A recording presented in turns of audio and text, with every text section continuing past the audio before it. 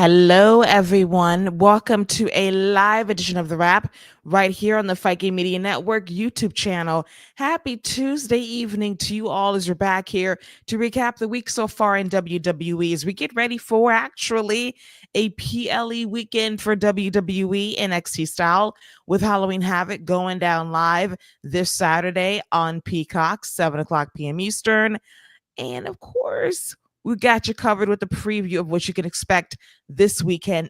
This weekend, heading into some more PLEs, more shows as we wrap up the year in WWE. I'm Keila Cash, and by my side, as always, is my co-captain, my right hand, the sometimes advocate for the rapidly improving Miss Jada Parker from NXT. I bring to you back on the wrap, as always, the one, the only, Salty Scott Young. Welcome back, Salty. Thank you for having me, Keila. As always, it's a pleasure to chop it up and talk all things WWE.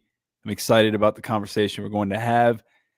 And it's opening night of the NBA, so it's good night. Good night. Opening night of the NBA. For those of you who don't know, Scott and I are officially beefing for the next 8 months or so because he has his team, the Los Angeles Lakers, and I have my team, the Golden State Warriors. No, I do not claim my home team. They fine, but that is who I claim, the Warriors, and Scott claims the Lakers. So for the next 8 months, we are beefing. We are at war with each other. We will throw shade. We will talk the standings every week to see where the teams land in the East and the West. And for some reason, at this ungodly hour, NBC is suffering technical difficulties. Get it together. I can tell you what's not suffering technical difficulties, and that's the cock. Because right now, it's stroking real well right now. Oh, my God. You know, Pause. that was probably the most egregious use of the word the cock on Peacock and what you said paired together in a singular sentence. That might have been the dirtiest thing you said. And we've said a lot of stuff on this show. That might have been the dirtiest 2 minutes we've ever had on this show. That was egregious. That was graphic. That was, quite frankly, disturbing. Listen, Peacock, the cock, Lakok, Lakers in 5. You know what? It's funny that you mentioned that. Lakers in 5. And it was the Lakers in 5 last year in a loss to the Minnesota Timberwolves. Let's marinate on that. Yeah, we could talk about it. I did call the 5. I said it'd be 5 games. Lakers got 5 games out of them, so I thought we had a good season. Yeah, trying to use those mathematics, and then you talk about being the 3 seed, and we're not in the play-in, and then look what happened. Still bounced in the first round. Predictable Lakers is what they do. But in breaking news, Scott, in breaking news on this show tonight, David has a true statement, an actual factual statement I want to alert you to. Okay. TKO is jacking up the ticket prices for WWE. David, you're actually correct. That is a fair, astute statement. That is actually factual. Shout out to you, David. We're off to a good start tonight. I think this is a good sign of things to come because that's spot on. Yes, that is an actual statement of fact. It's undisputed. We see the prices if you're trying to go to WrestleMania for 2 nights, if you're trying to get tickets to John Cena's last match in WWE in Washington, D.C., it's egregiously high. If you're trying to get tickets to any WWE major event, it ain't cheap. It is quite expensive, and you're best to wait until the week of to get those tickets to drop just enough to buy them at a bargain. That would be my advice, because buying them right now as is, it is very expensive in the streets. Families being priced out, unfortunately, but that's the nature of the beast. One of our fears with TKO buying WWE, they would view it more as a business, more so than anything else. And as I said before, wrestling is just built different. That's a lesson that you're gonna learn eventually, and at some point, they will. Well, they're learning it now, slowly but surely. Prices will go back. They'll change. They'll adjust. But that being said, if there's one person you can do it with kind of right now, he's probably the last guy we're going to be seeing these type of prices with. And who would that be? Oh, John Boy. Oh, yeah. Oh, Johnny. Absolutely. Yeah, John Oh, Cena yeah. is the last guy. Maybe in like 5 years when Roman says, "Yeah, I'm done with you guys," maybe that. But for now, oh, John Boy. The Roman Reigns farewell tour, that would be like a hot ticket as well. That would be for WWE. Got to be more than 36 dates though. We got to go more than that. 40, 45 maybe potentially. Are you trying to that maybe 45 over his past 4 years? His last 4 years, you might get 45. Yeah, for sure. I could give you that. You're probably right that he would work a cumulative 45 dates in 4 years. And then you can really say that is the farewell tour in increments of 4 years. You're going to get 20 shows here, 20 shows there. You're going to get my last PLE 2 years in advance. You're just going to have an idea of my 4-year retirement plan. Like every rock and roll legend, the retirement tour at least lasts 3 to 4 years. And then my last show is really, truly my last show until my next show. There you go. We just laid it out. That's it. Yes, that is going to be the Roman Reigns retirement plan. And John Cena did note that he is going to be done. There is not going to be a Saudi Mania paycheck for him. Will we believe that? He pulled out a receipt. He typed it up and said, "This will be my last appearance as an active WWE wrestler in the ring in December. There's no go backsies. I'm not going to redo anything. I'm actually going to retire, be a man of my word." Scott, do you believe him that in December, last match, DC, that's it? Despite how much money he's going to get thrown at to do WrestleMania in Saudi in 2027, do you truly believe John Cena will never put on the jorts again to wrestle in WWE? Yes, I do believe he will never have another match. No, I don't believe he won't have the jorts. I definitely see him doing some run-ins, stuff like that. But I do believe him when he says he will not have another match. But then again, man, they offer that man $20 million to come wrestle 20 minutes. I mean, how do you say no? So I'm gonna say yes. But if I find out they offered him 20 million, I'd be like, "Yeah, dude, you better say yeah and go back out of retirement and get that bag." They might throw out 25 million just for the one match. Okay. Then there's no question. Mm-hmm. He would be foolish not to. But if he does, he's principled. And I would respect that a lot. But they're going to throw a bag, a massive, egregious bag at that man just to wrestle one more match. I think the max they'll throw at him, $30 million. 30. Yeah. 30 million can do a lot for your principles. Principles, what is that? Say that. How do you spell principles? What is principles? There is no such my thing. spelling becomes like Floyd Mayweather's with 30 million in my bank account.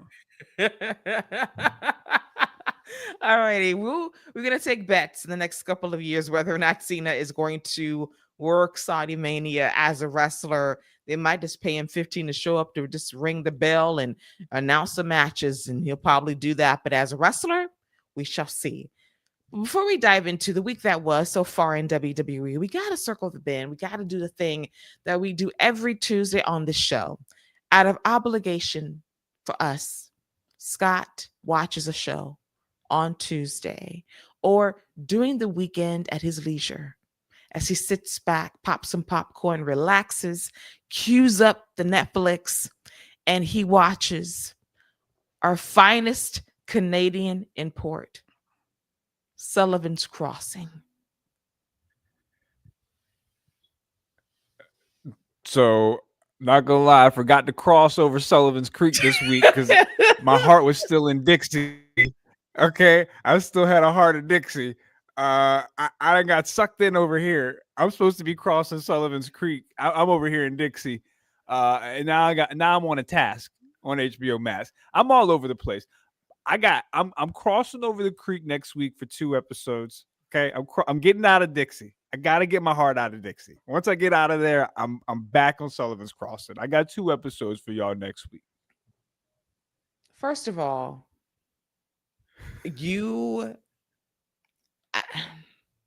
okay. So we went to the OG CW before Melanation, and you hopscotched back to the WB by shouting out the Creek, a show that I told you to watch, Dawson's Creek, the first 3 seasons. Forget when they went to college. To lock in on that, to really educate thyself, to understand the nuance of a great teenage soap opera. Then you can lock back in to understand where Sullivan's Crossing got it from, and then report back to me. With the fact that you did a hopscotch around the show, called it a creek, said you in Heart of Dixie, only to go back across the crossing next Wednesday. That is a lateral move, but that's okay. I forgive you for that, for cheating, for not doing your job, for not doing your due diligence as a reporter to tell us what the hell is going on that show. Like I actually care. But still, it is the principality of it all.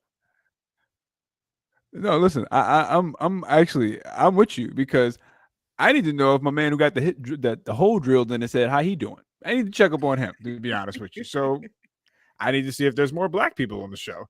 There's a lot of questions I still need answers to. Is Chad Michael Murray still stalking that woman? Like, there are a lot of questions that need answers, and I'm going to find them out next week. All right, Detective Scott's on the case to crack the code of Sullivan's Crossing to see if any of these things has changed since his last report 2 weeks ago. Alrighty, so that was his non-report this week. Let us all down because he's consumed by other things in life, which is perfectly fine, slacker. But in any event, let's get to our main topic, which is, of course, WWE and Friday Night SmackDown on USA, going down live from the Tank, San Jose, California, if I'm not mistaken. And one of the highlights of this show was and has been the United States Championship Open Challenge by way of our former champion now, Sami Zayn, giving opportunities to those who just don't get a chance to shine enough on WWE television. We've had great matches for this championship in recent weeks, and then it culminates via the final Open Challenge. And Sami Zayn is ready to put the championship on the line. Challengers be damned, danger be damned. As Scott leaves us right now, he'll be back momentarily, but he's going to come back in just a second. So Sami Zayn, fighting champion, tremendous at what he does. He's going to go out there and he's going to issue a challenge for the U.S. title. And once again, The Miz tries to come out there to take advantage of the opportunity, and it backfires when Carmelo Hayes comes out to attack The Miz. They brawl backstage. So we wondered to ourselves, who's coming out to compete for a shot at the U.S. Championship? And then we get the music of the one, the only, the Mad Dragon. They're returning Ilja Dragunov to WWE for the first time in over a year after suffering a devastating ACL injury last year. He's back. He's thicker, bulkier than ever with a new neck tattoo. We're going to have discussions on this show about the epidemic of the neck tattoo in professional wrestling. What is going on? But in any event, he comes out there swole, jacked, ready to go, challenges Sami for the championship. They go out there and have, quite frankly, one of the best television matches of the year. It's physical, it's bruising. The fans take a little bit of time to warm into the match, but once they do, they're into the action, they're locked in, and they're biting for the near falls. I do hear some boo birds from Sami in the crowd, but it's a great match, high drama. Near falls are everything. And then Ilya gets the W with the Torpedo Moscow and the H-Bomb for the W, wins the championship. It was a Sami Zayn call to pass the torch to Ilya. And quite frankly, why not? Before he got hurt, Ilya was one of the very best in the world at what he does as a professional wrestler. That's a bruiser, that is going to be an emotional fighter who's going to give his all. And I think he's a great choice to be the U.S. champion. And I do hope that the Open Challenge continues by way of him, because he's a guy that's also out there, passionate, fired up, can go at a higher level and get over with the people by the sheer will of being fantastic. Yeah, Ilya Targaryen coming back is definitely a welcome sight. And who, sir? Who? You gonna let that slide in there like you didn't say that? You can't tell me that man don't look like he came right out of a dragon's mouth. Okay, all right, fire coming right behind him as he walked out. Like, but yeah, I look great, look fantastic. Match was fantastic. Sami Zayn elevated that title, means something now. What Ilya does going forward is going to be very telling. Shout out to The Miz, though. Should have been his time, but we'll get there later. But yeah, great match. And it's interesting. Melo's been on there for a couple years. Not really done much. And Ilya's just got there, and now he's champion with a cup of coffee still in his hand. So it's just interesting. It is fascinating what has happened in the span of a year for Melo. We think about his journey on SmackDown and what I was denied. And for those of you that don't know, I'm going to tell y'all. You got to give this up. No, I can't, because no, I won't give this up because it wounds my heart. So last year, I was an advocate, okay, for a best of 7 series between now released and apparently still stuck in his contract Andrade versus Carmelo Hayes. 2 men that just went out there and worked, and they hustled, and they delivered great matches on television. I mean, great matches on television. Then it was Game 7, Match 7, and LA Knight sabotaged both of them. Okay? Then we get really a nice match at Crown Jewel. LA Knight wins, okay? And then you would think that during this time, perhaps maybe one of them would walk out U.S. champion. Nope. Shinsuke Nakamura holds the championship hostage for 90 plus days and does nothing with said championship, only for LA Knight to win it back. And the one thing I wanted was Andrade and Melo to be a tag team, like the Bar back in 2016 when they were on Monday Night Raw, and they did not give me my tag team. And now Melo out here winning the Dre, wearing a fake ass chain that the Miz bought him, trying to be the Miz's tag team partner, lame ass tag team, gets dropped by Miz. Now he's fighting this man in no man's land.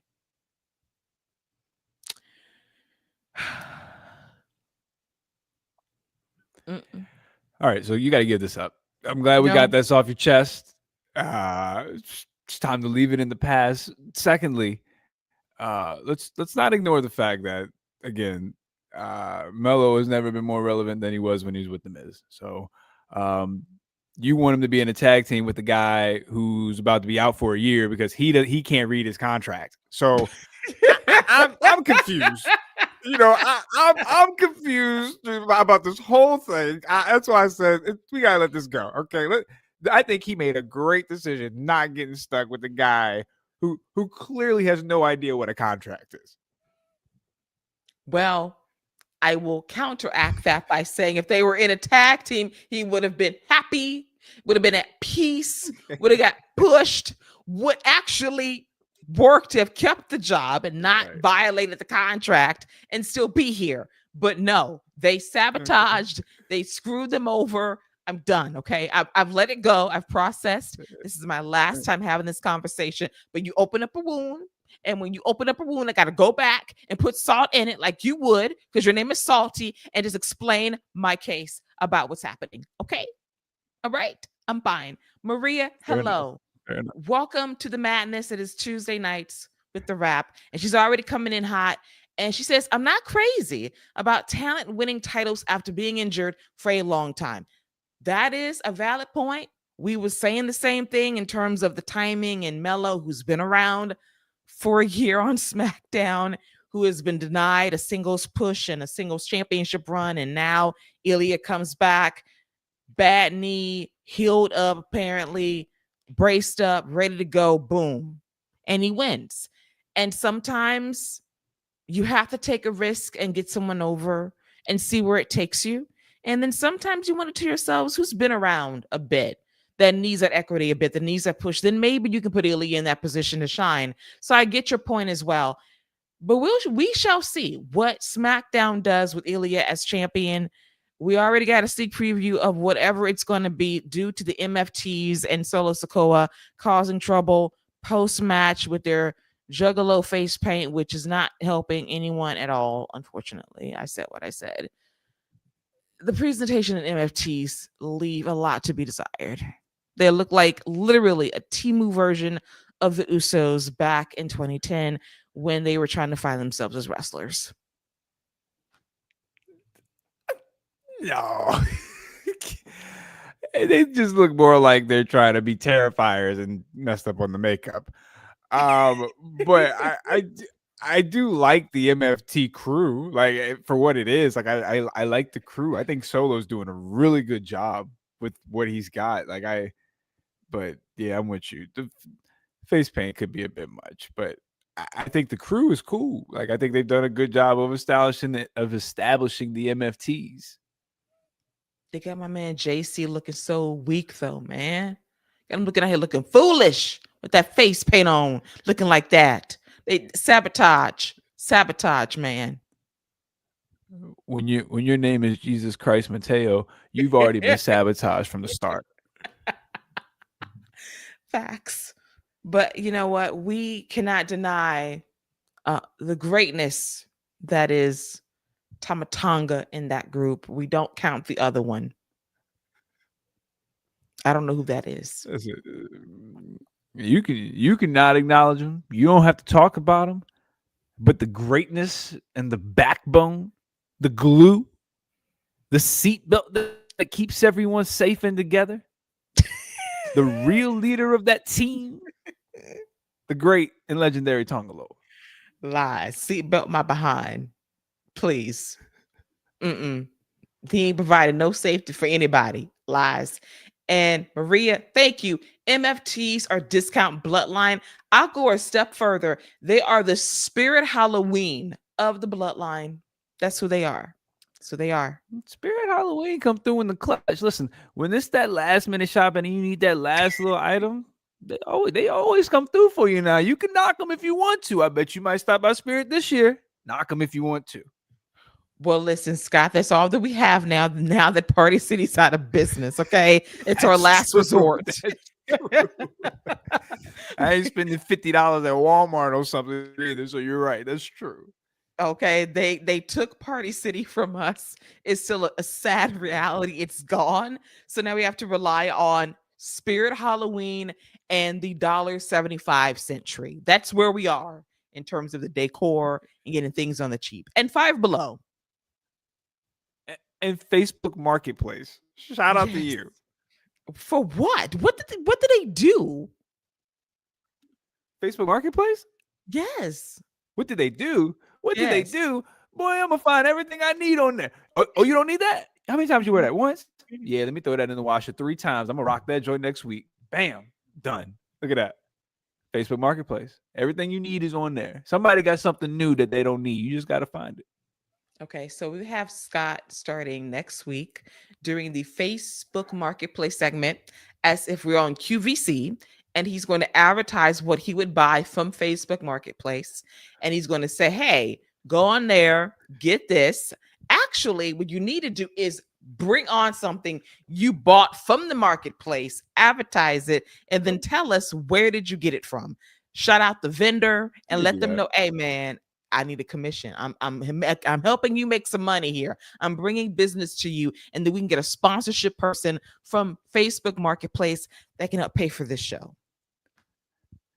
I actually do have a costume I'm getting from Facebook Marketplace because my kid's gonna be a Pokemon and I'm gonna be Ash because I'm trying to throw Pokeballs at him all day.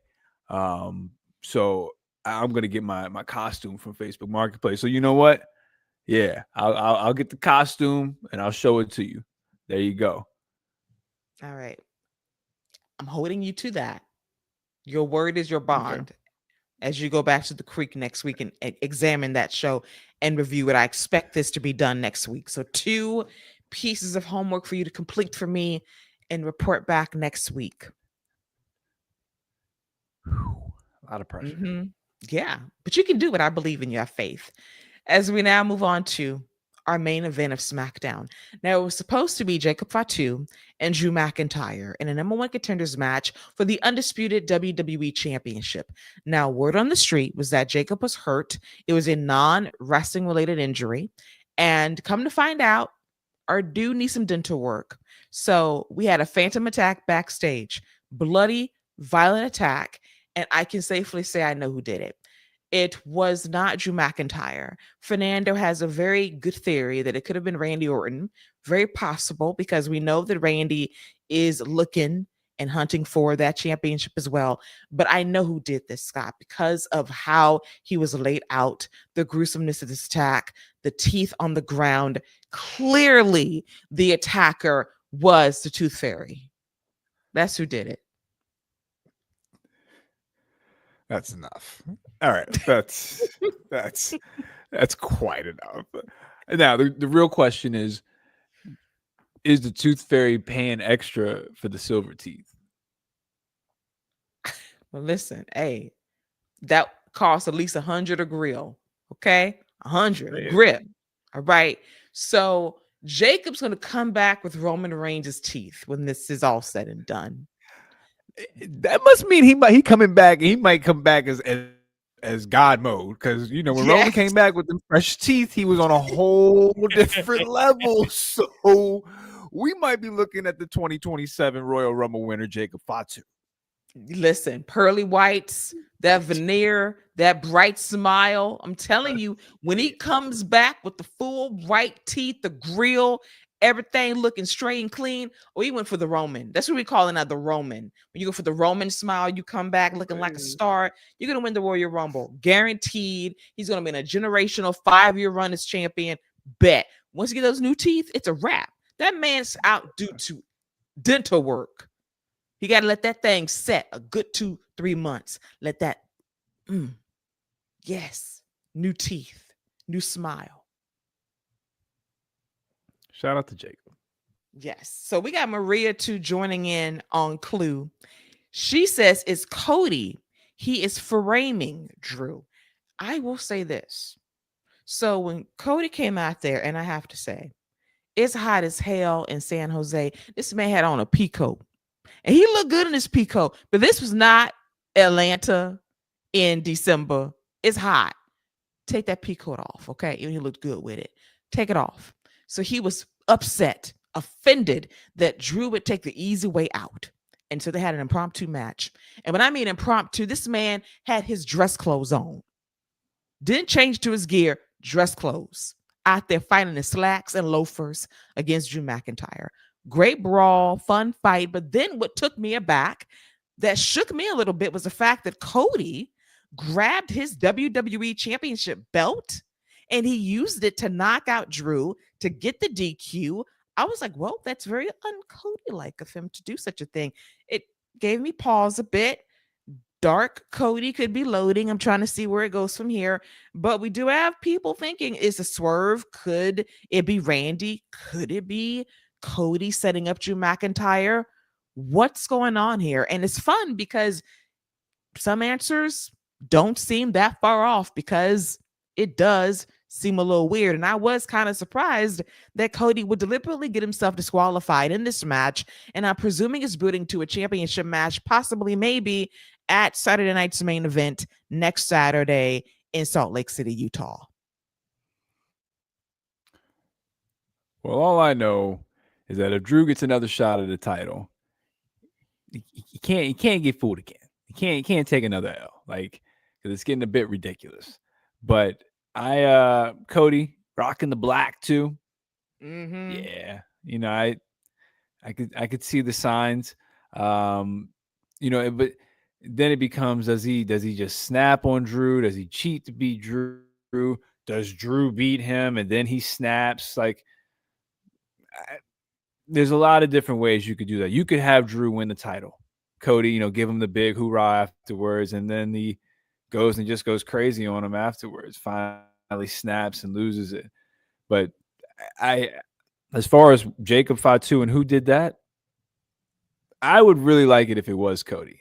And Cody was like, "Yo, I'm done. I'm done with this bloodline. I'm done with the bloodline and all facets of wrestling. I'm done with you. I'm not dealing with you anymore." I would have a lot of fun with that if that was the case. Don't give Road Dogg or his AI that much credit, but we'll see what we got next week. First of all, we need to have the conversation. Who could produce a better show, Road Dogg or AI? And right now, I'm leaning towards AI at this point over Road Dogg. With all due respect, I'm asking Gemini, "Hey, what's up?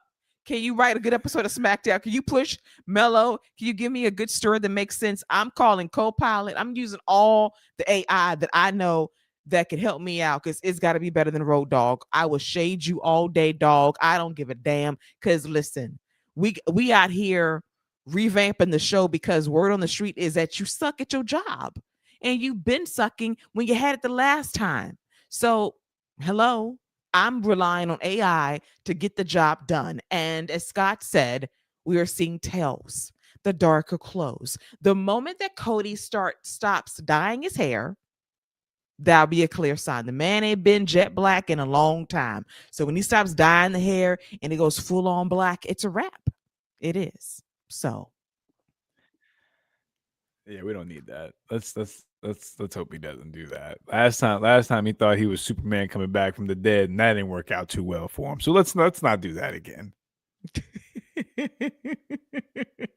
All right, we won't go there, but I do love the idea that it could be Cody. I do. Yeah, David had one good thing, and now he's back to normal now, because he wants to bring back the RTC, the Roads to Censor.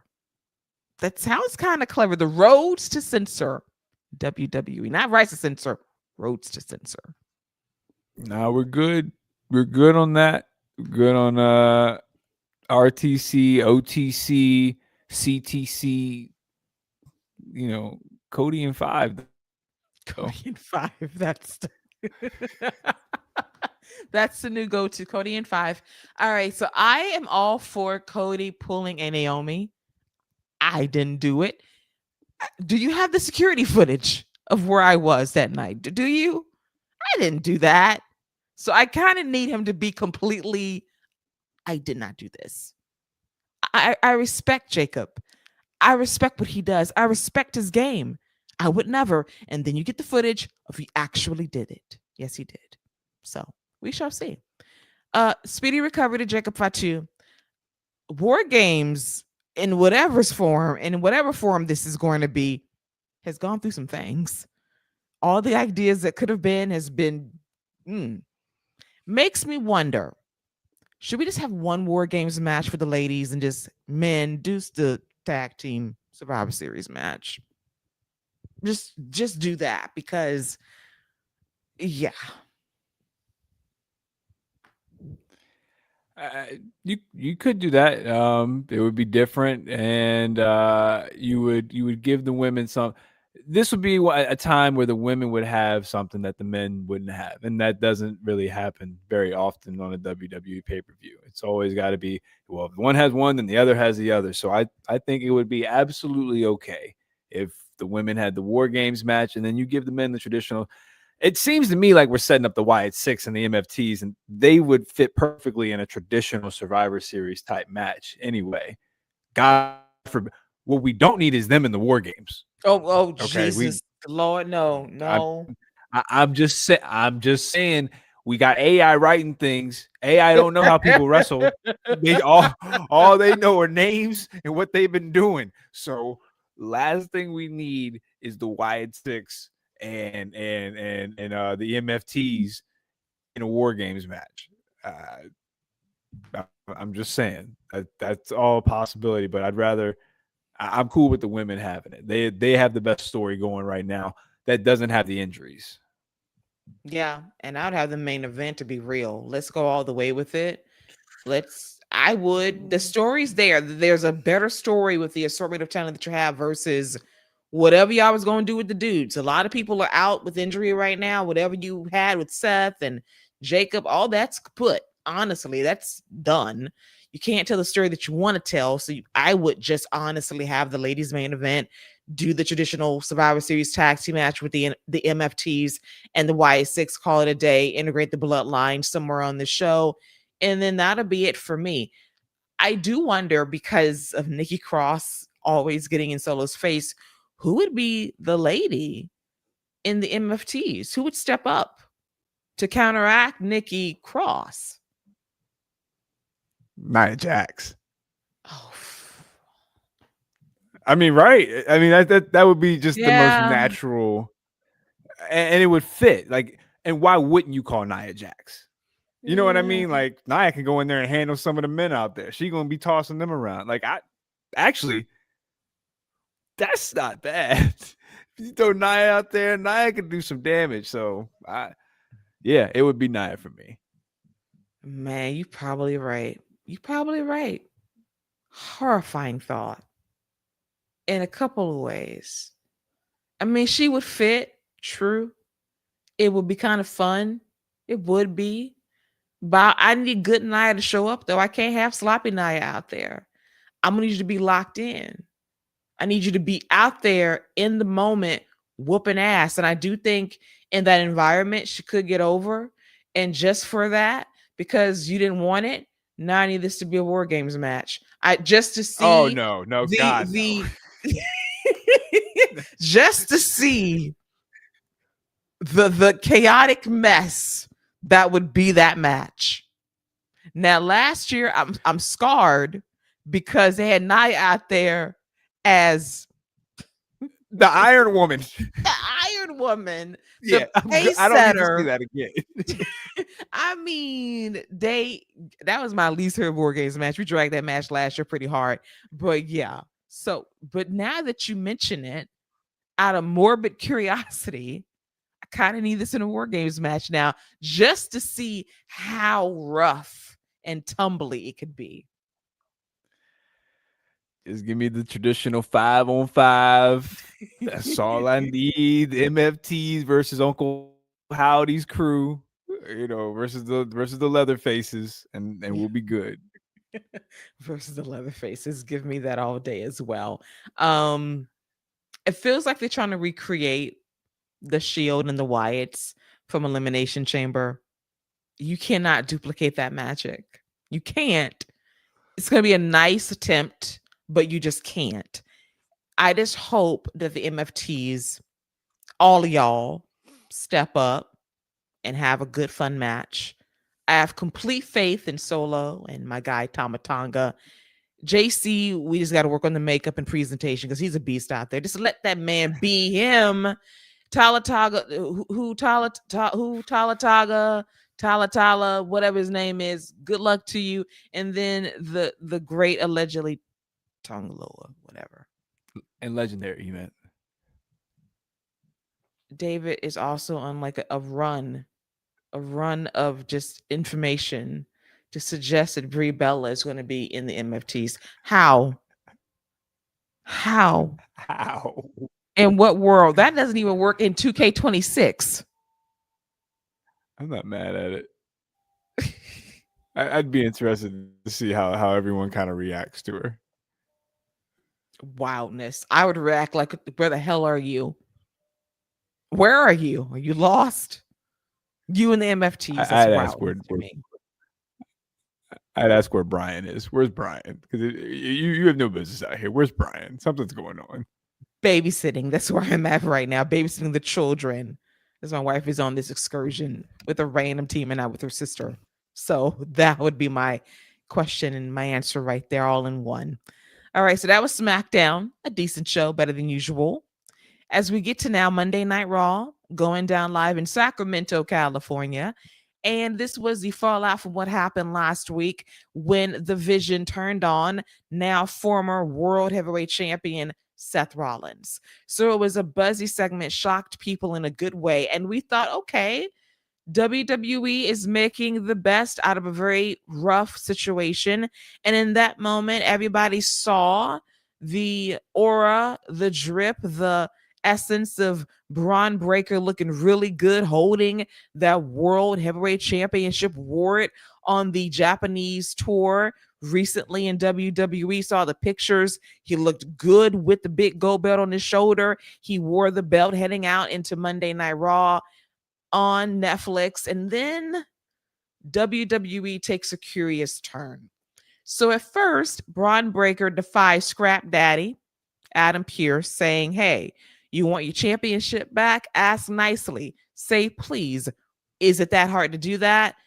Scrap Daddy says, please, can I get back this championship? It doesn't belong to you.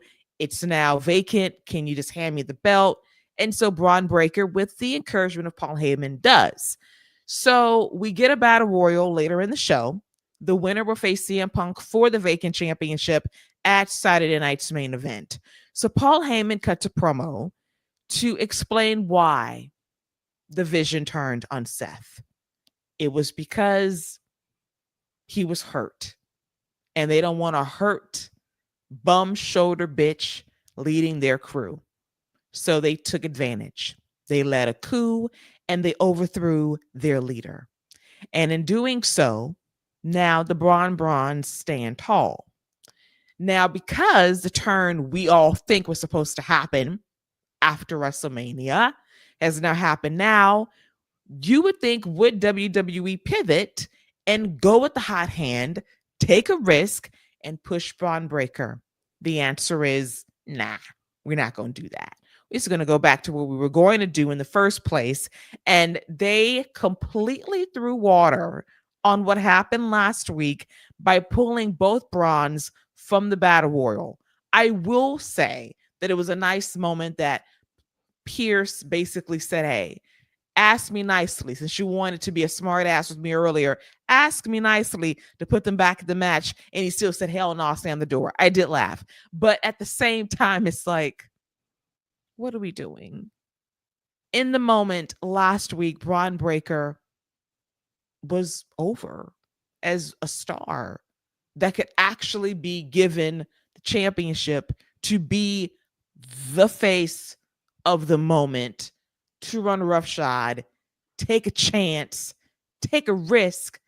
And now, as we'll get to later, it's curious booking, to say the least. And then we have them try to justify it later. We'll talk about that in a bit. I do not like how they called off this angle, because now you're basically slotting the Brawns as a tag team, which is cool, but you had something last week with Braun, and I felt like they kind of got in their own way because they want to get back to what they were doing prior to Seth's injury.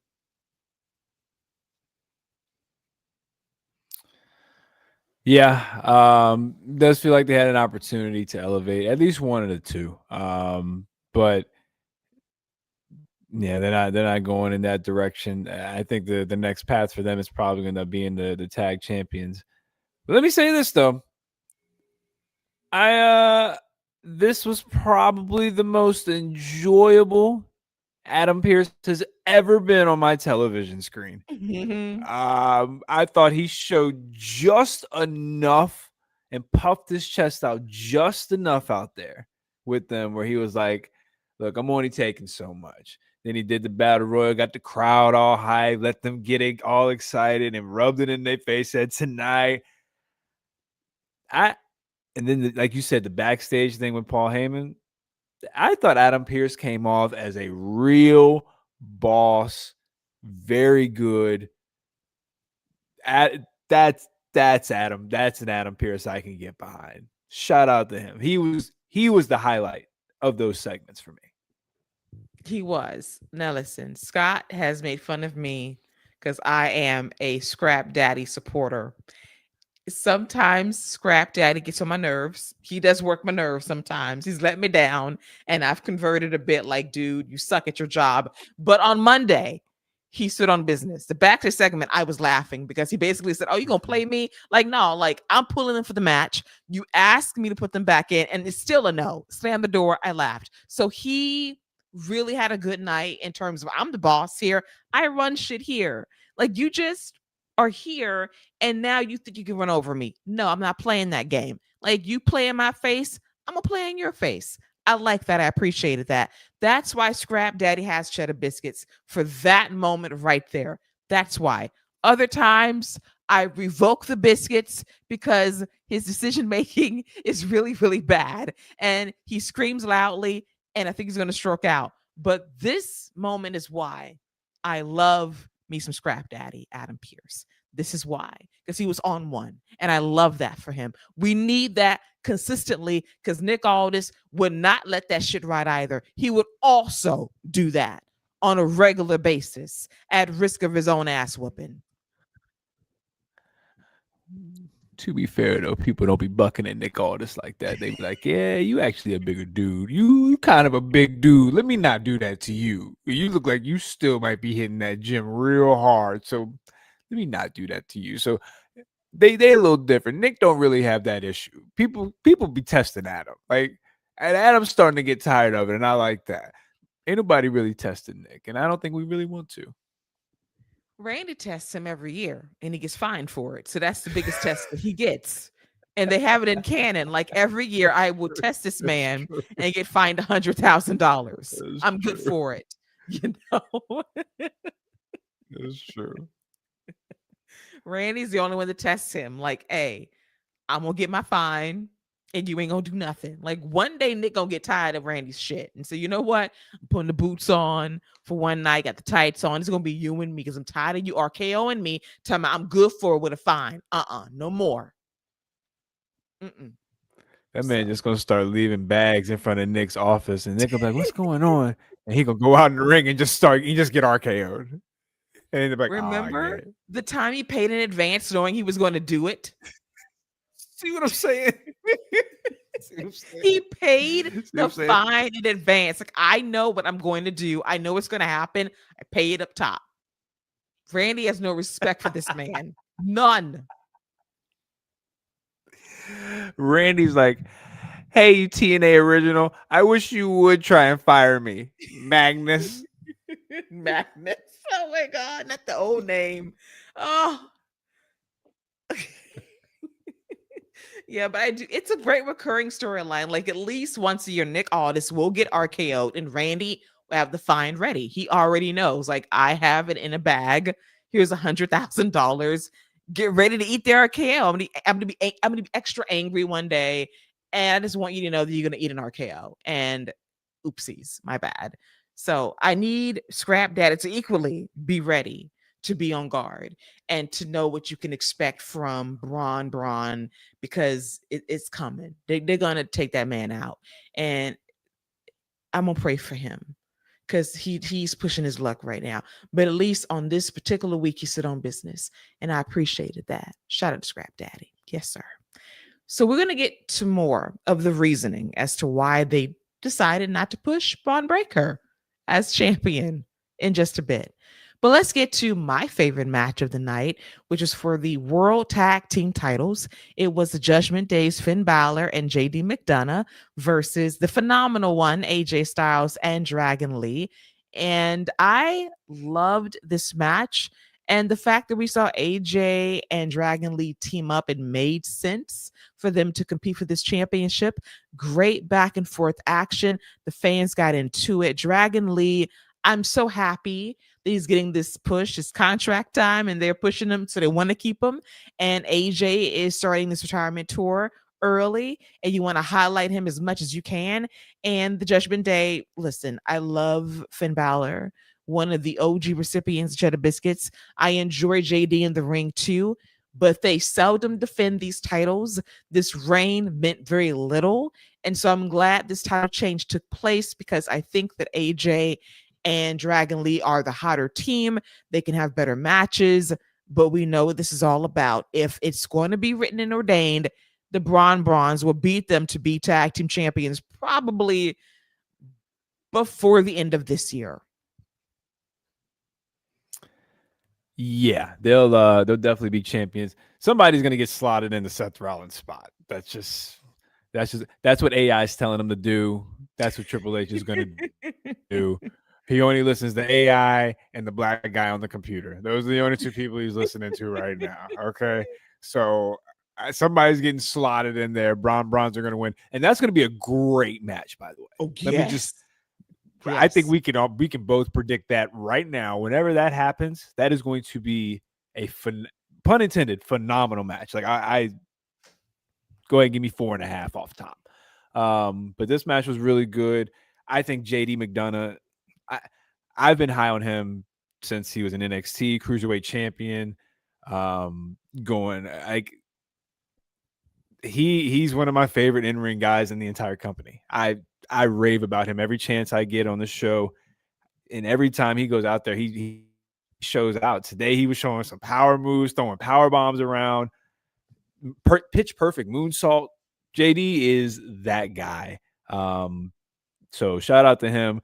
But I think this tag run that AJ and Dragon Lee can go on with some of these fresh teams that they can go against, they should have a good run.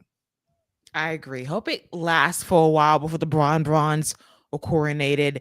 And we made this conversation comparison to the MFTs and the Y6 earlier about the Shield and the Wyatt family OG back Elimination Chamber 2014.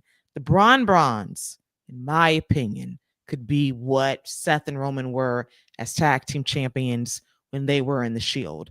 Two young, hungry guys holding tag team gold. And the goal is to build up a team that can beat them, that can dethrone them and say, we got next. They should be elevating this division that needs it, for God's sakes. This division is very, very weak. And the goal is to elevate a team to rise above the ranks, to dethrone them ultimately. That should be the story. Like AJ and Dragon Lee is a lovely bridge to get to the Bronze if that's the direction they want to go in. But the question becomes, who are you going to build up to take out Braun at the end of the day? Roughly 12 years ago, it was Cody and his brother Goldust when it was time to win those titles from Seth and Roman. So Scott's thinking about it. If you had to think of a tag team on Monday Night Raw, even on SmackDown, if you bring someone over, who do you foresee as a team that can dethrone the Bronze when the time comes? Oh man, I think this team's got to get their win back, and I think a reunited, completely on the same page Usos would be the team. I know it's not the young team to build up, but that would be the team I would have to beat them. If it's got to be a young team or somebody newish, they don't have that right now. I mean, you could say Fraxium, but I mean, they've kind of been established a little bit over there on SmackDown, but I don't know if they're the team that's the ones to be built up. The Creed brothers would be a good one, but where does that leave Chad? I don't know. That's why I say the Usos. I think it's a safe bet, and you can tell a really good story of them getting back on the same page. Oh, man. Usos, they don't need the rub. They're established. I want someone new to get built up in that spot. Fernando, hell no. No, listen. I'm putting you on blast right now. No. The flashing lights crew will not be elevated. Do you hear me? Absolutely not. We're not doing that. Fernando, I'm taking away your chat privileges. I'm joking, but no, absolutely not. You know what? I'll change my answer. I'm with you. I'll change my answer. I think we can. I think there is a team in WWE that we haven't seen yet that could come together that would have enough force that could probably dethrone the Bronze. We'd have to work on some contract situations, but I think if we have Penta go and get his brother, and we get the Lucha Bros to team up, and that could be the team that could be established to come together and take out the Bronze. Now we're talking. We got somebody new. Penta's got a little bit of history with them as it is. Yeah, I'm with that. Ooh, license to print money. I love that. A reunited Lucha Brothers in WWE. Mwah. That is fantastic. Well, you mentioned the Creed brothers. You know how I feel about Julius. That's my man. Cheddar Biscuits. I would love for them to be elevated too. I would love for it to be elevated. And honestly, I need Chad Gable as a babyface. Let's stop playing in this man's face as a heel. Let that man be a babyface, badass out here on the grind. Because he ain't never getting Americano back. That's gone. Like Ludwig said, that is mine. I have my own Americanos. That's it. Wrap. Done. Actually, American Alpha or American Made, look at me slipping. Y'all can fight the Americanos now as baby faces. I first of all, the Americanos got it. The Americanos, okay. That El Grande is and the legitimately their Americanos. name. I know, but it's like that's who were the Matadors? Who were the Primo and what were the Matadors? What were they called? El Matadores? Los Matadores. Yes. Los Matadors? Yeah. That's it. That's what El Grande's crew reminds me of. I'm good on them. The least them of I see, the better. I'm good on them. I don't need the Creed brothers tossing them around. I need the Creed brothers out there. I need them tossing the Wyatt Six around. Like I need them tossing the MFTs around. Like them versus JC and Tom. I think that's fun. Those are fun matchups. I need that. I don't really want to see, because that's probably what's going to happen. I don't want to see them versus the Americanos. I'm good on the American versus the American violence. I'm good on it. Yes, even though the Americanos aren't even American, and they're not even luchadors. They are European strong style fucking luchadors. Okay, that's Pete Dunne, big strong boys, Tyler Bate, big strong boys from the UK, acting as if they're fucking luchadors. Get out of here. We got Ludwig, who is German as a fucking luchador, and an Americano wrote in. Stop it. But he has swag. The drip is undeniable. Fernando's right. We lost a whole plot with El Grande's crew. What is the plot with them? What is the point? There is no point. I'm lost. That's why Chad needs to come back as a babyface, honestly. Because this is egregious. His vision, that's the real vision that was messed up. Like, what is this? I have a loner Americano here, and he's hijacked my entire concept. He has other Americanos running around here. Let's stop. Pause, please. But shout I'm all for the luchas, man. Listen, get in the bag constantly. Shout out to you. But I would love the Lucha Brothers to reunite. Another team that I would kind of love to see, if they have them with regularity, if they want to push the youth, if they care enough to do it, go ahead and push Leon Slater and Javon Evans as a tag team too. Why not?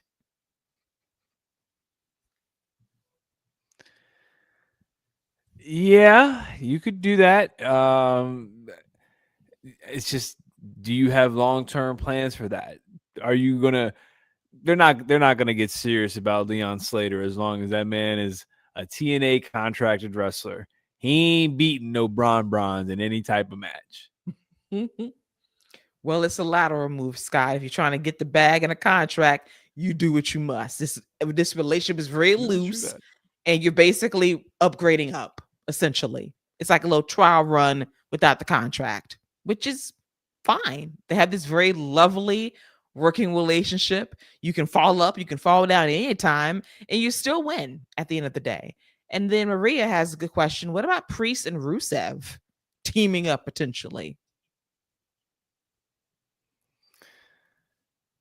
Well, Damian Priest just got his face burnt off the other day, so we'll see what's going on with him. And I don't know about Rusev trying to form another League of Nations with Damian, so we'll see.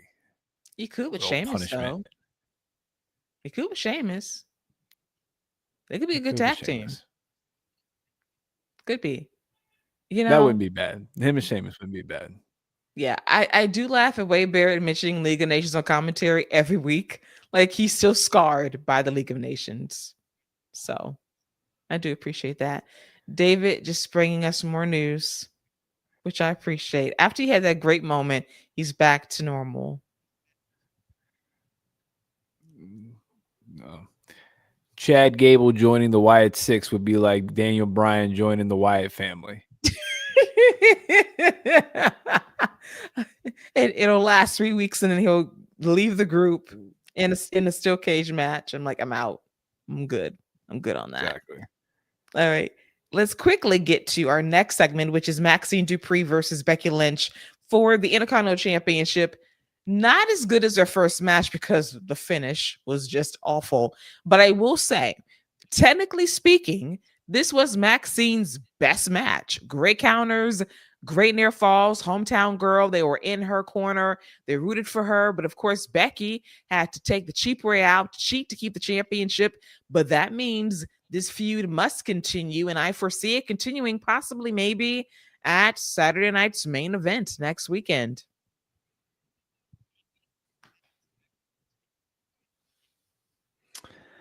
Yeah, I think the story that they tried to tell with Becky kind of being off her game and not really being focused, I think it works because you got a real life situation that you can really tell with Seth being hurt and not being focused because she should be running through Maxine.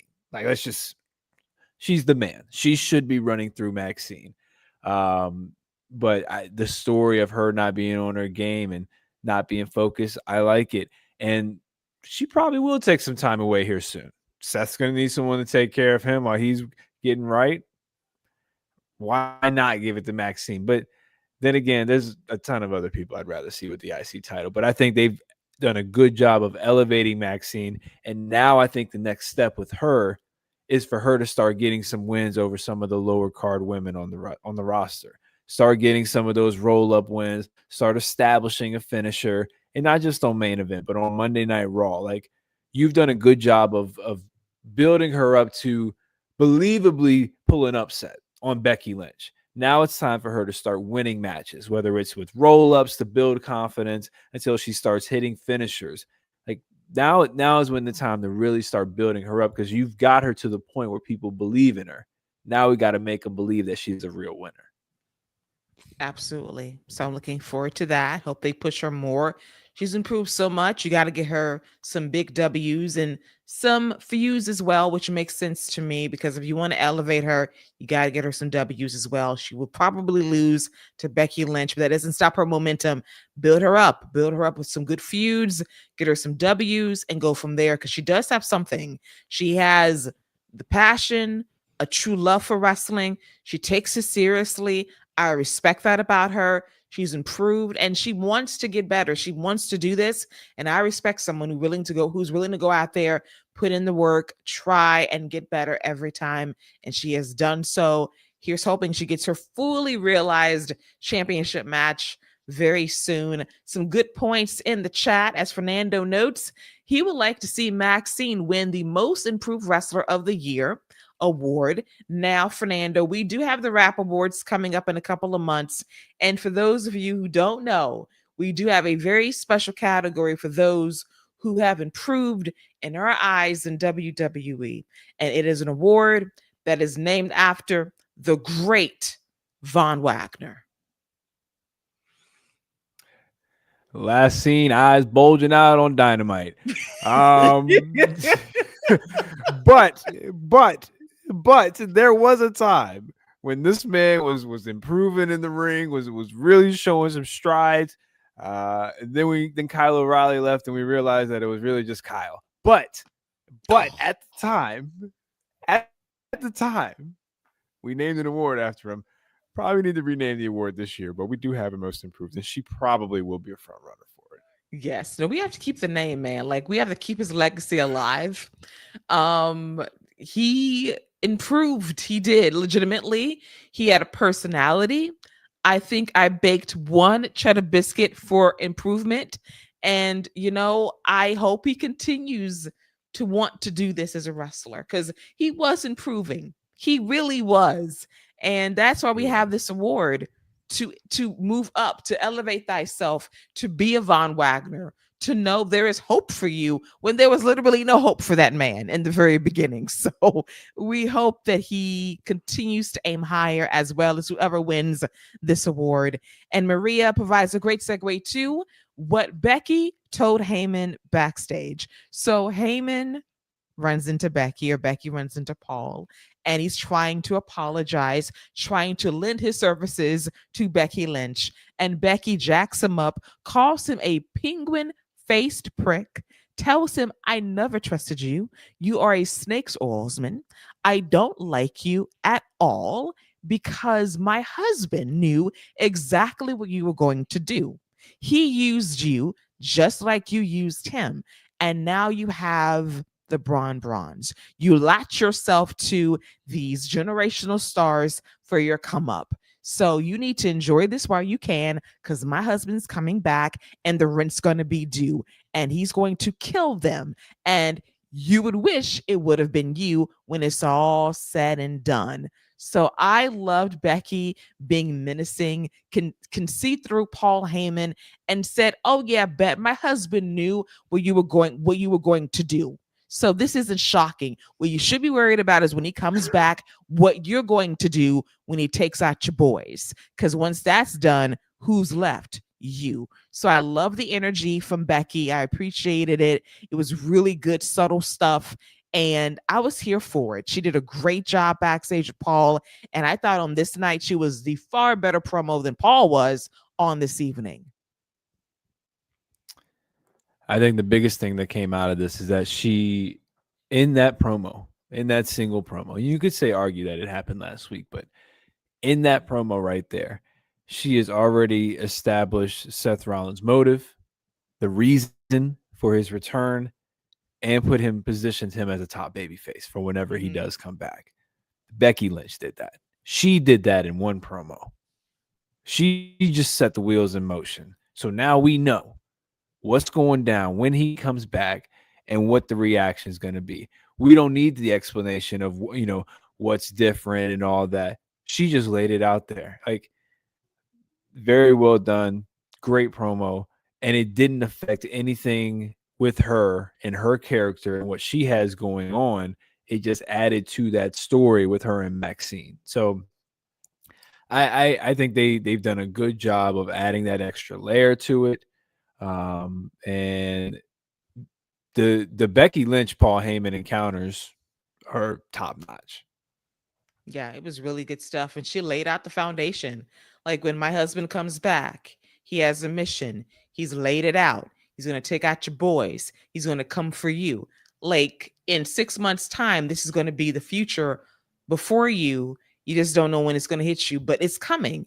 And she laid it out beautifully. She's still a heel right now, which is perfectly fine because she's about to die for her husband. And I appreciate that. But it just lays the sticks for when Seth comes back as a major baby face without question. I'm here for that. And he had the surgery on Monday. they're very hush hush about the time of everything. Now, we might be looking past WrestleMania when Seth comes back. And I wish him a speedy recovery, bad timing, but blessing in disguise, because this needed to happen in the way it needed to happen, because I thought the vision did not have that Kim the way they should have, which leads us to our next discussion. So there was another backstage segment involving Paul Heyman and the Braun Brawns, and Paul Heyman trying to explain to Braun Breaker why it's not his time.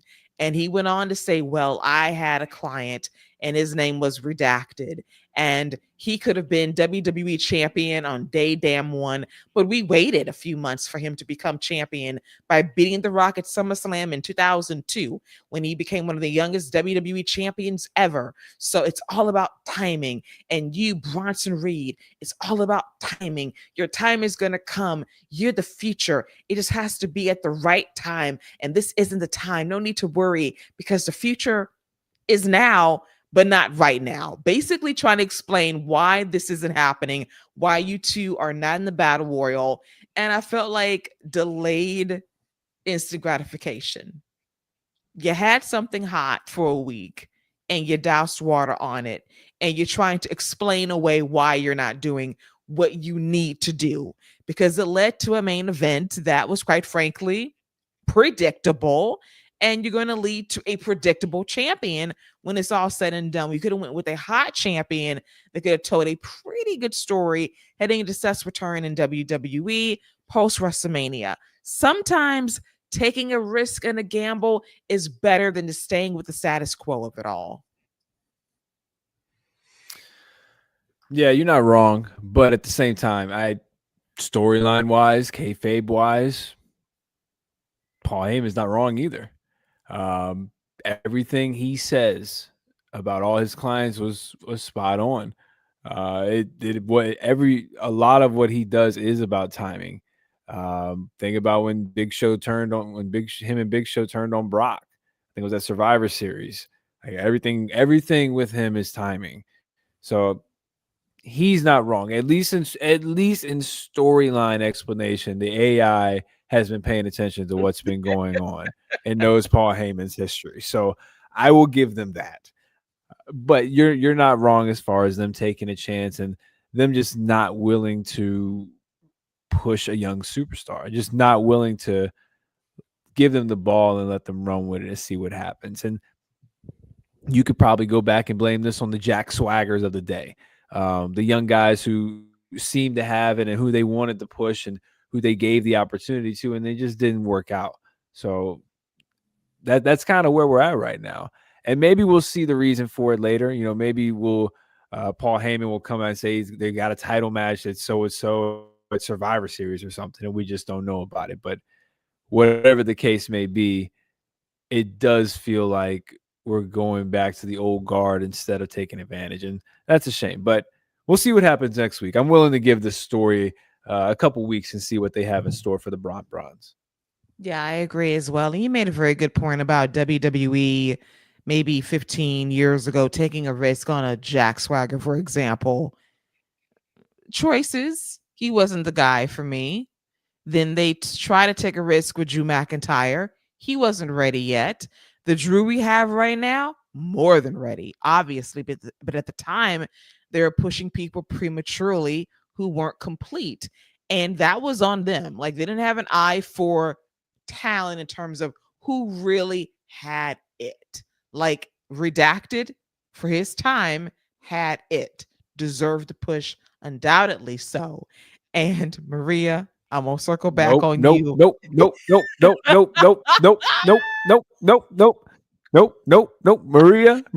nope. I'm gonna tell you what we're not gonna do. I'm gonna tell you. Listen. There's the legendary Tongaloa, and then there's the great Jinder Mahal. Don't hinder Jinder. Okay, I'm gonna tell you what we're not gonna do on this show. We will not be hindering Jinder. Shout out to Jinder, man. All right. Before I defend Maria, because I'm gonna defend my girl, because we are here. So Fernando fires a hell of a shot, foreseeing the future, Braun Breaker versus Redacted at WrestleMania. And you know what, Fernando? I want Braun to dog walk Redacted. And yes, I want it. And do what he did to Cena at WrestlePalooza. I want Braun to do that to Redacted. Dog walk him.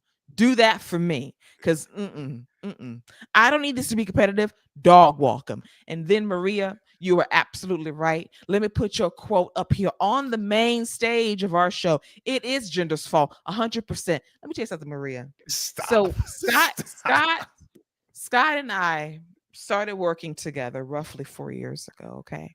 Roughly 4 years ago. And I came for Jinder one night, okay? Justifiably so. This man got on me and told me, you have the nerve, the gall, the gumption to come for the great Jinder Mahal, the worst WWE champion of the 20 teens, coming for me as if Jinder wasn't a shit champion. He had his cape on more so than he had it on for the Miz. Tell my Jinder's a great champion. Don't hinder Jinder. Jinder's a great guy. He capped for this man. I said, fuck Jinder. He said, what? He was like, excuse me? He was so upset with me for me having the nerve to say Jinder wasn't shit. And he still ain't shit. I said what I said. Listen, I get it. People mad because Jinder got a better resume than their favorite wrestler. Not everybody can be WWE champion or win the United States Championship at WrestleMania. He beat glorious Randy Orton. It's no big deal. You know what I'm saying? Yeah. Shout out to Jinder, man. Listen, the greatest tag team of all time would be Jinder and Tonga Loa. And I think that's the biggest missed opportunity that WWE has ever had. Man, the way I would revoke every subscription I have if that ever happened. I would turn in my card. I'll cancel Netflix. Peacock can just go, even though I get it for free. ESPN Unlimited gone, all of it. I would revoke every fan card I have if I got the great Tonga Loa and Jinder Mahal as a tag team, please. Bring back the Bollywood Boys before you bring me this. Oh, disgusting. Hey, you know what? Say what you want. Jinder with the say what you want, man. I agree he should not have been WWE champion. But if that dude would have been United States champion, he would have been a great US champion. Like and the presentation was fantastic. Oh, he just had the music was hitting. The music was hitting. Yeah. The entrance was great. Hollywood, the boys were great. He just had to wrestle. They took amazing bumps from Randy. I mean, it was great times, except he was champion. But listen, let it be known, the great AJ Styles pulled out a great match from that man. He did. He performed a miracle, performed the Lord's work, and freed us from that championship reign. And then David came in hot, telling Fernando, Braun don't want that smoke. Yes, he does. Yes, he does. Because see, Braun is going to be the only one that can get up in that business and tell Redacted, no, dog walk him at WrestleMania if we're going to be doing that match. Dog walk him. I want 5 spears on him. Hit him hard. Pause. Well, yeah. Okay. Not as bad as what you did at the top of the show, okay? Not as bad as you did. I didn't do anything. Yes, you did. I just explained the streaming service that I was using and used an adjective to describe how good it was doing. Which is when you phrase that sentence, it makes it even worse. You're a nasty.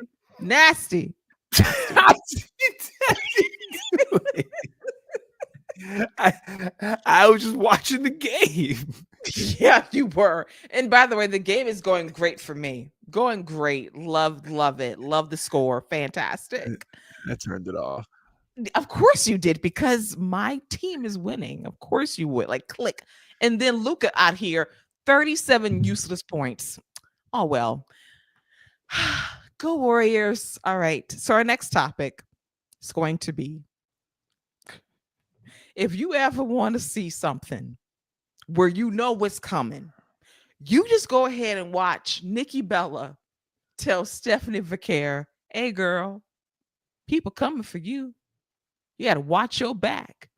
You never know who's going to stab you in it. But hey, we friends, we cool. I'm so happy for you. You got your championship. You working so hard. And now that the judgment day is coming for you and me, maybe we could team up and look out for each other. You know, you need somebody looking out for you. Because when I was champion, I wish I had that. First of all, pause, timeout, flag on the play, challenge. You had that, Nicole, with your sister. You had protection with Brie the entire time of your championship reign. Lies. So this was the most obvious I'm about to turn on you moment of the entire show. It was so heavy-handed, so obvious. I'm surprised Nikki didn't knock her out right then and there. So clearly this is the next feud for Stephanie. It's going to be Nikki Bella versus Stephanie Vaquer for the Women's World Championship. The most obvious turn based on the anvils that hit my head during this segment.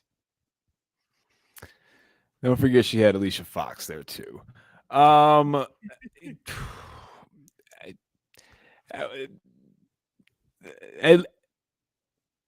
least Stephanie's on TV. You know, at least they're not playing hide the champion with Stephanie so far. Nikki will probably they'll probably have a good match, and that's fine. It's fine. This is fine. It's A-okay. They'll get a good reaction when Nikki turns. It'll get a nice reaction, and they'll have a nice match. I don't have a problem with this. It is 100%. It is as predictable as every Tyler Perry movie that's ever come out after Diary of a Mad Black Woman. But It's fine. Wow. Which is probably his best film outside of A Family That Prays. Two good Tyler movies that came out in that time frame. Family Reunion was pretty good too. Just the problems is the wigs. The wigs will always be the problem. Always. Period. That's what you have an issue with Tyler Perry, not the to the 10th degree craziness that goes on with these people, or Medea going to jail, killing people, kidnapping people. It's her wig. Yes, Scott, watch a Tyler Perry movie, focus on the wigs. That is going to be your main takeaway. If you shouted out Diary of a Mad Black Woman, one look at Shamar Moore's wig in that movie will tell you everything you need to know about what's wrong. Because how was that allowed? Because first of all, that man should not be wearing a wig. Okay. If there are certain people who don't need hair.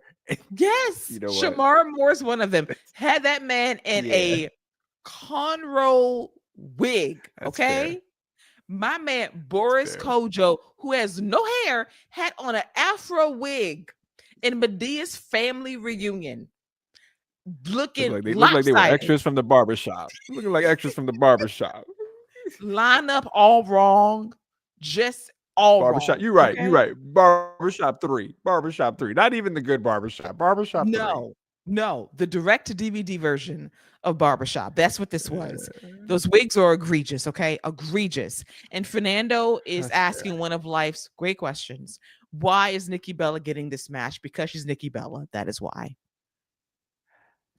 Listen, say what you want about Nikki Bella. Say what you, and it's fair. Whatever you probably can say is fair. She got a following, and there's going to be a lot more women who will tune into this match because she is going to be a part of it. Mm-hmm. That's facts. Nikki Bella has an army. The Bella army is a real thing. It's real. They exist. They travel in force.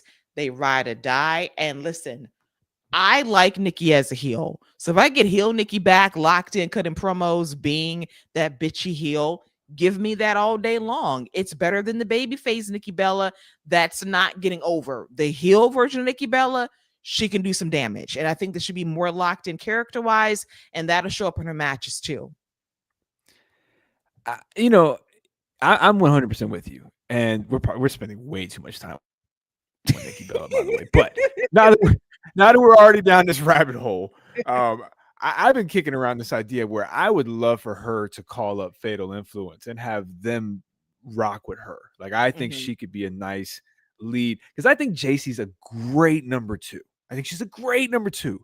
But them with Nikki be a great call up for them. Easy way to bring them up. And then Nikki's got people who can do all the heavy lifting, so she don't have to be wrestling every week with that neck anyway. Yeah. Makes sense. Love your idea. Hopefully it comes to pass, because I think it would be good. And if you're trying to push JC, you turn her as a baby face when it's all said and done. There you go. Or Fallon. Fallon's a better baby face in my opinion. But I digress on all of that. So that was the Nikki Bella, Stephanie Vaquer segment. A turn you see coming a mile away. And then it's now time for our main event, which was the Battle Royal to crown a number 1 contender for the World Heavyweight Championship at Saturday night's main event against CM Punk in Salt Lake City, Utah, this upcoming Saturday on the Peacocky. And wait a minute. What was the last one? Peacocky. The Peacocky. Yes, the Peacocky, you know. Okay. Nah, I heard that one before. I heard that one before. That one was new. I wasn't sure what I heard, so now I know. The Peacocky, that's all. You know, that's like, my last resort name for the cock on the Peacock. There we go. So that match happened. Yep. Listen, on the Peacocky. I'm not paying for the Peacocky. I am a seasoned Xfinity subscriber. That is a perk, and I'm very thankful for that still. So at least I'm getting something for free, unlike ESPN Unlimited. I digress on all of that. But the main event of Monday Night Raw was this match. Perfectly fine. Shout out to Dirty Dom out there doing work. And the story of this match was the Usos and Jimmy being there for his brother, saving his brother from elimination, being his brother's keeper until his brother couldn't keep him, because Jay's selfish ass said, you know what? It's all about me, Us. You hear my theme song? It's about me. Day one, he eliminated his brother from the Battle Royal and got the dub, earned the right to face CM Punk for the World Heavyweight Championship at Saturday night's main event. And Jimmy was like, yo, hey man, what's up? Jay did not give a single damn. He kept yeeting. He didn't even acknowledge his brother's anger. He looked, said, and what? Hey, you told me every man for himself. Okay. You told me this. He just ignored his brother's anger and his outrage. And he stared down CM Punk, and poor Jimmy's on the outside. Jay did not care. I laughed because he was just completely nonchalant about his brother's feelings. Now, however, the internet had other thoughts. So if you go on the YouTube channel for WWE to have the match, it has more dislikes than likes. So this was not a very popular decision amongst fans who watched the show on Netflix. As I said before on this show, the internet and how fans react is one thing. Live crowd reaction is another. Call me when that backlash translates into live crowds. Internet noise means very little to me right now. I will say the Battle Royal was a missed opportunity for Braun Breaker to be crowned in that moment as number one contender, and then you do him and CM Punk at the show, and then you crown Braun Breaker as champion, take a risk, push someone young at the forefront, and give them a shot at the championship. But right now, they're going to roll with Jey Uso and CM Punk, and at this juncture, who's going to win? We'll talk about our predictions next weekend, but I have a pretty good idea where this is going to go. Yeah, so I got no sympathy for Jimmy because first of all, you don't get to tell somebody that I'm gonna throw you over and they get mad when they throw you over. Okay, no sympathy for Big Jim on that one.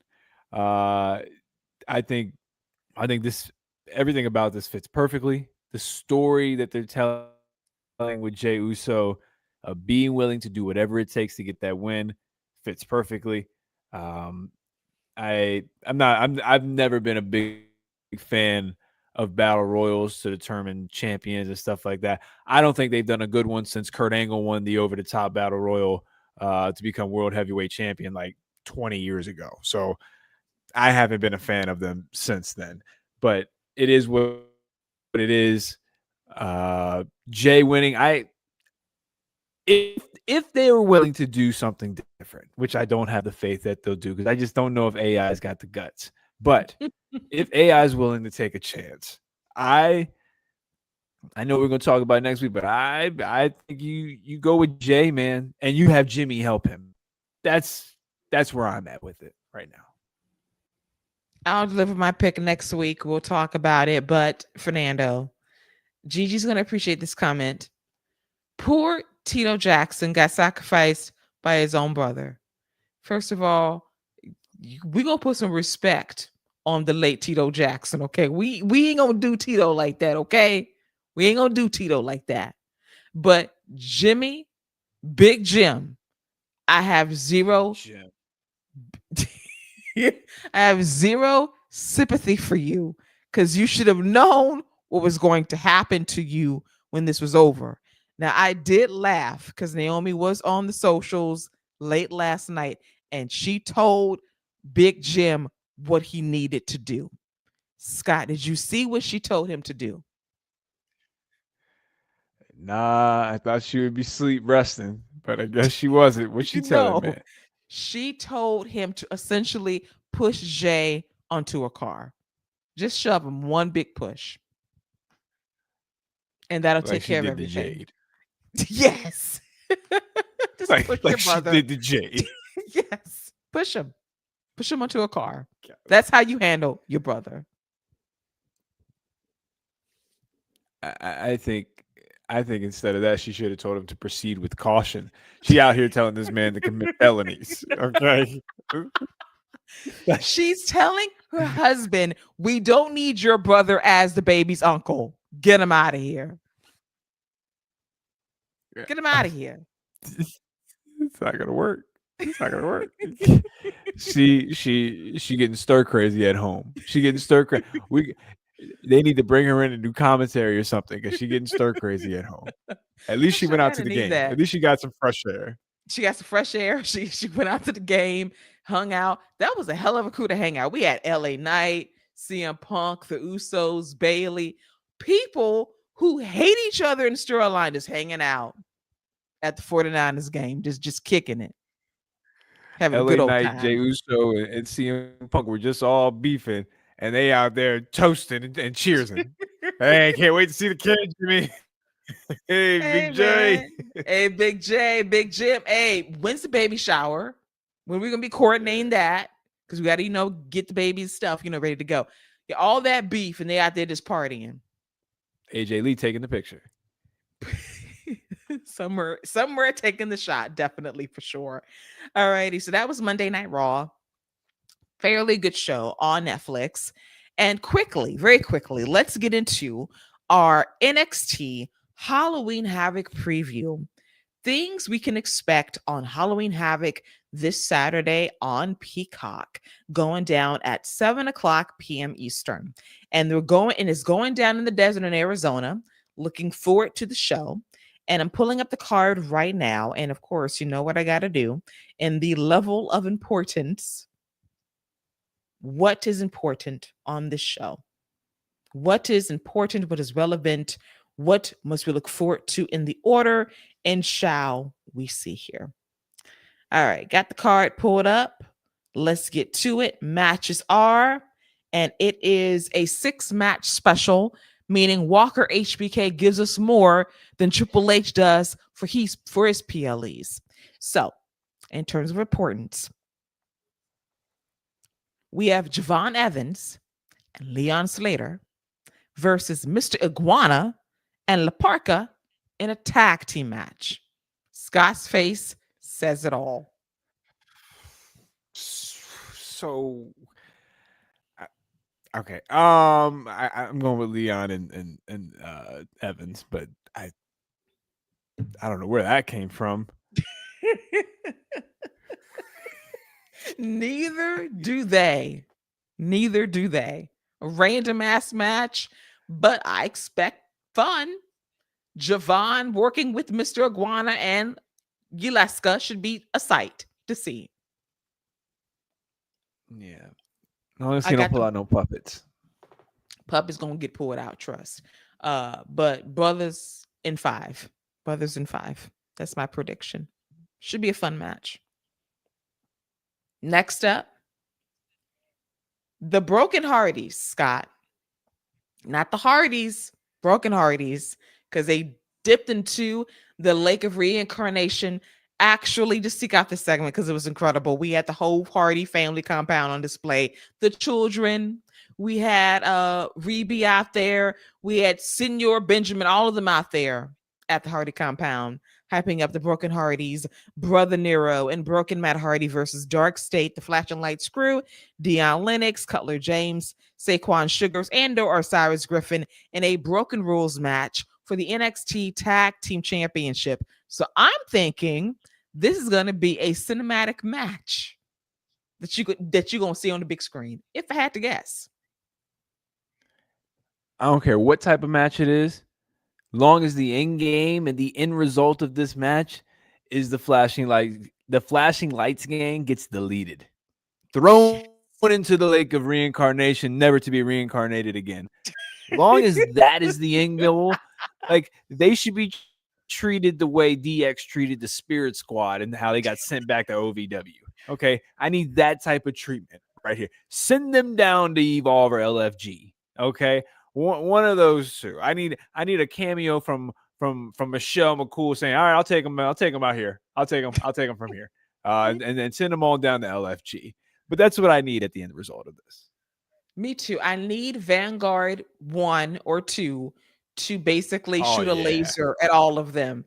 I need them to be deleted too. Do not get into the lake of reincarnation. We don't want you reincarnated because then you might come back as an upgraded Shield. I'm good with that. So yeah, the sooner y'all can go, the better.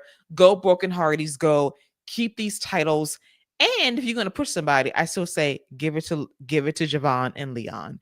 If you're trying to push a team to be next team up for those titles, that's what I would do. But I got the Broken Hardys winning as well. Next up, in terms of importance, All Ego Ethan Page versus El Hijo de Dr. Wagner Jr. in the Day of the Dead match for the NXT North American Championship. I do want to note that there is no spin the wheel, make a deal this year. The wheel will not be used for Halloween Havoc. That's because they're doing it with AI. My God. I'm gonna go with Ethan. Hey man, when I found out that they're using AI to do stuff for the show, I was just like, that's it. That explains so much. I'm going with Ethan Page. I'm going with Ethan Page too. And Maria was scarred by your reference. Spirit Squad is a brutal reference. I mean, listen, I remember the night they got shipped to OVW via FedEx. Only Dolph Ziggler survived the shipment and repackaging and rebranding. That's crazy. Yeah. And Kenny was the guy. They were real high on Kenny. Yeah. Kenny was the guy. And now Kenny's a producer. And then Kenny got a bag when SmackDown went live 9 years ago. So it all came full circle for him. It did at some point, for sure. Our next match in terms of importance, Zarya, who will be defending the NXT Women's North America Championship for Sol Ruca, who's out due to injury. We do not know the severity of her knee injury. Hopefully it's not too bad, but she will be defending against Blake Monroe and she'll be losing because ain't no way. Ain't no way. Ain't no way. Please be for real. Ain't no Ain't no way. Ain't no. Yeah, I was thinking like the whole time I was like, yeah, you know what? Yeah, she's gonna win that. Then I remember she's going against Blake, and it's like, yeah, ain't no way. I'm going with Blake. Thank you. Yeah, Blake's gotta win this. She's got to, for God's sake. You know what? I'm going with Zarya. Jordan Grace comes back and interferes.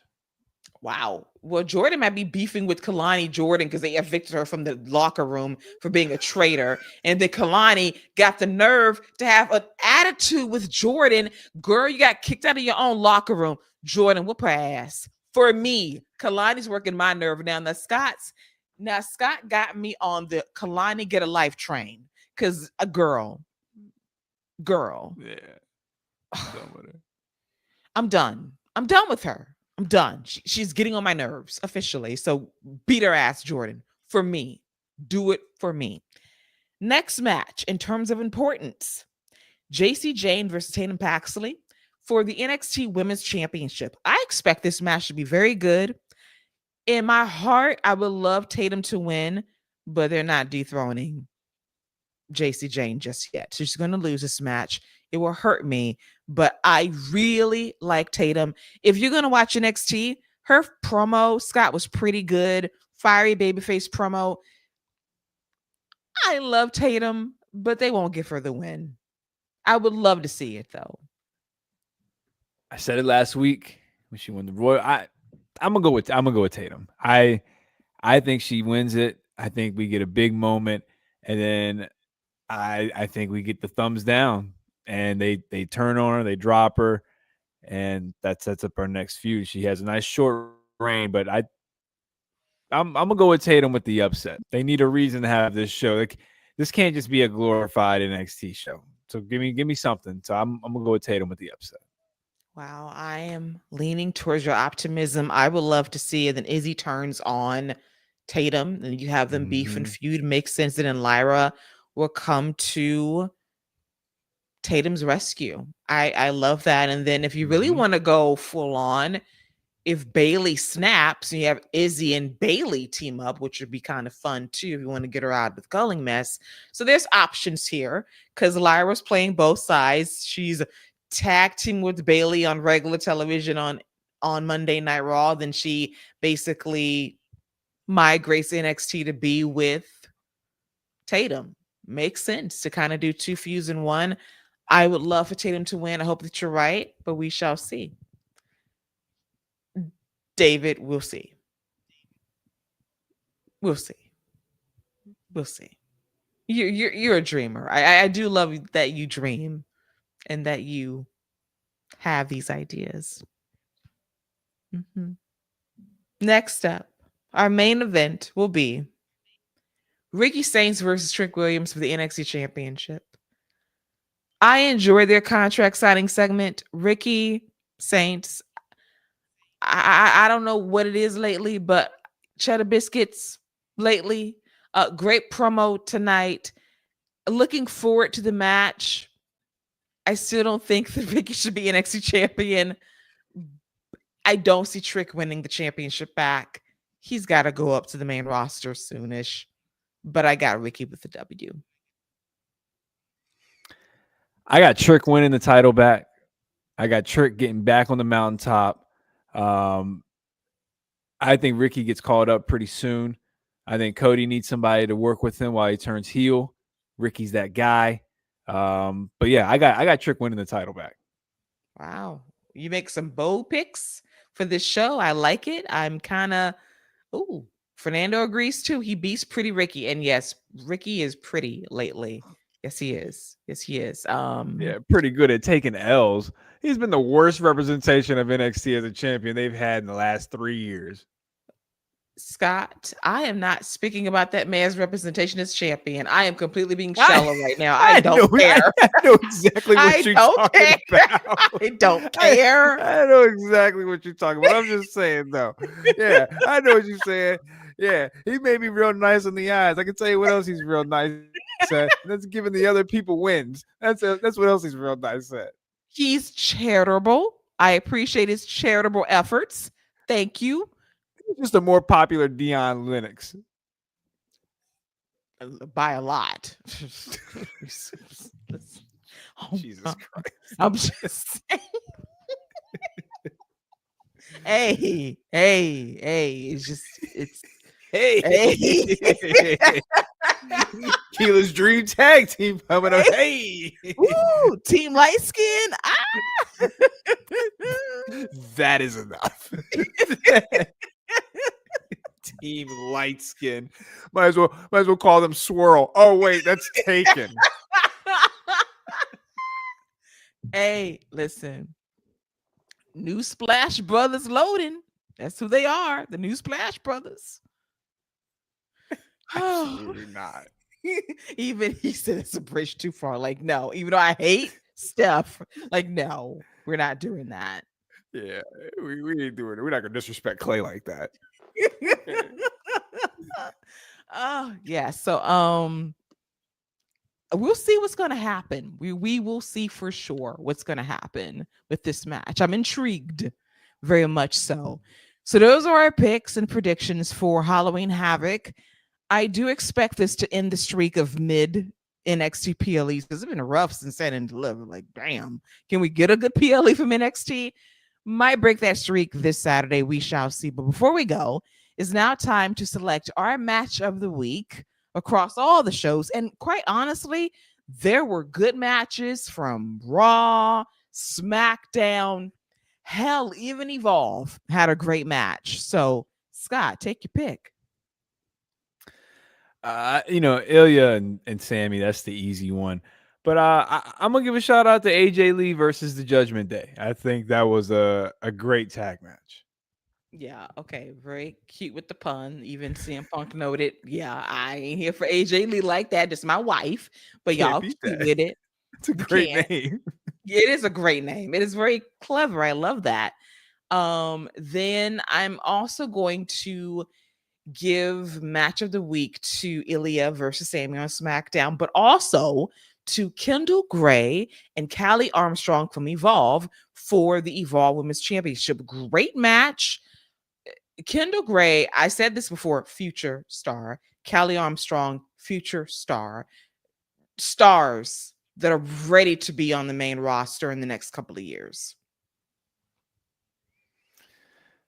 Shout out to Evolve. I'm glad that you're appreciating what they're doing. You got them to 100 views.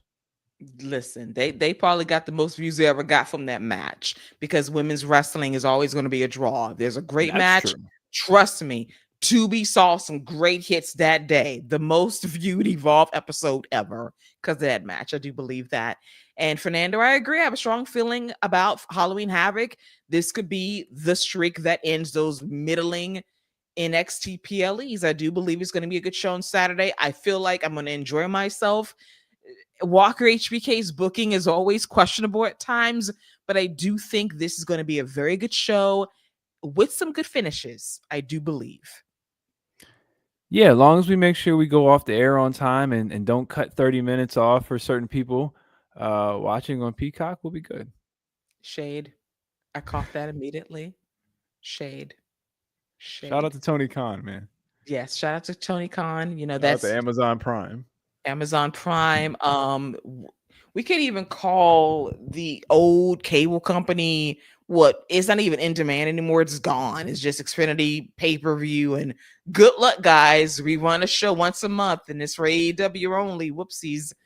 But before we go, I do want to mention one thing that Vic Joseph mentioned about Ricky Saints, Cheddar Biscuits, is the fact he called him, Scott, which you're leading to with the Cody tease. He called him quarterback. Called him the quarterback of NXT. That is a Cody-ism. It's already starting. That is a Cody term. But yeah, go ahead and send Saints up with Cody Luther King so we can get this dream going. Oh my God, look at you flowing as you go off the air. I'm here for it. Listen, the Lord is good, and he is good all the time. And just... Jesus Christ, we were doing just fine, and all of a sudden we mentioned Ricky Sanchez, and you have just been off the rails since we brought this man up. Sorry, I do not know what has happened recently. I just know I'm seeing things differently. Okay. Okay, I got it. It's fine. I get it. I don't get it, but it's fine. It is what it is. Shout out to Ricky. Exactly what it is. But we're not gonna say it on this air. We'll save it for next week. You know exactly what it is. Okay. No doubt. Got a wagon back there, but I digress on that. But that is a wrap for this week's episode of The Wrap right here on the Fight Game Media Network. I want to thank all of you for joining us, from David to Fernando to Maria. Great chat with all of you tonight. Great points. Maria broke Scott at several points. Gender really pushed him over the top, but we love the interaction. We appreciate you all. Great week as always. I want to thank my co-captain Salty Scott Young for joining me to recap the week so far in WWE. Thank you for having me. And as always, it's a pleasure to chop it up and talk all things WWE. I look forward to Halloween Havoc. And yeah, talk to y'all next week. 2 episodes crossing over to Sullivan's Crossing for next week. Yes, it's crossing over that creek. Sullivan's Crossing should be a fun show. And we will be previewing Saturday night's main event as well, to give you a sneak peek of what's going down with the first show on Peacock, hopefully commercial free. Because, dude, I cannot take commercials after the ESPN experience. Give me a straight show, please, God. So until then, until next week, that's this week. Stay safe out there. And for myself and for Salty Scott Young, that is a wrap for all things WWE. Take care and bye-bye.